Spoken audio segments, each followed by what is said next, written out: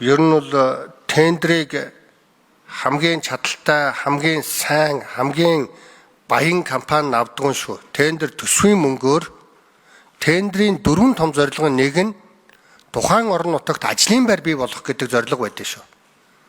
Тэгэхгүй тэгэл нэг хуцухан тавьсан юм шиг нэг хэдэн багийг бүгдийг гусаал тэгэл баяжаад байдаг, бусд нь бүгдөө хараа суугаад байдаг гэж болдгоо шүү. Энэ дээр бас одоо энэ жижиг дундынхан бүгдөө анхаараарай.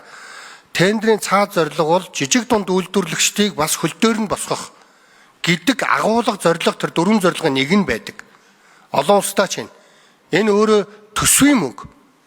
Тэгэхээр энийг та нар тэр нөгөө интеграц тэр уялдуулахтаа оролцуулах ёстой шүү. Та нар зүгээр нэг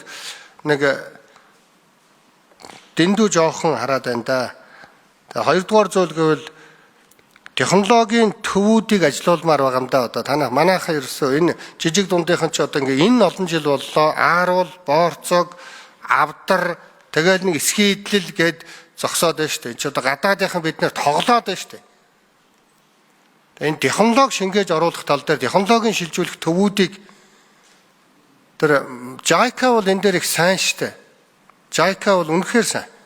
Одоо бас олон амжилтууд байгаа. JICA-гийн төсөл дотор технологийн төвийг одоо дэмжлэг үзүүлэх олон ажлууд одоо 12-13 онд хүртэл одоо би танилцж ярьж байсан. Тэрийг ажилуулаарай. Ерөөсөө технологи ярихгүй. Зах зээлийн тэлэлт ерөөсөө ярихгүй. Хил орчмын өвөр Монгол, Бурят, Сибирь, Хятадын зах зээл рүү за тэгэл Япон, Солонгос цаашаа ордон байгаа. Энэ ойрхон байгаа зах зээл рүү хаанаасаа хаалгах чинь. Хил орчмынхоо аймагуудыг хөгжүүлж гүнд байгаа аймагуд маань бас бараад байгаа заран шүү дээ. Бүгдөө дроноор зөөхгүй. Энэ дээр бол одоо Бадамсран гишүүн бас санаачлаад ахлаад хил орчмын худалдаа гэдэг манай тулаг гишүүн бас нэлээд санаачлагтай явж байгаа. Энэ болгоныгоо бас Эрдэнэ сайхан дарга ажилдаа тусгаж бас дэмжиж бидэнтэй хамтарч ажиллана гэж найдаж байна. За ингээд эцэст нь ямар ч засгийн газар, улс төрч, улсын их хурлын гишүүн, сайд ямар ч ид шидтэй ухаантай байлаа гэд нэг ширхэгч ажлын байр бий болохгүй. Ажлын байрыг бизнес эрхлэгчид, өрхийн аж ахуйтнууд, жижиг дунд үйлдвэрлэгчид бий болгодог.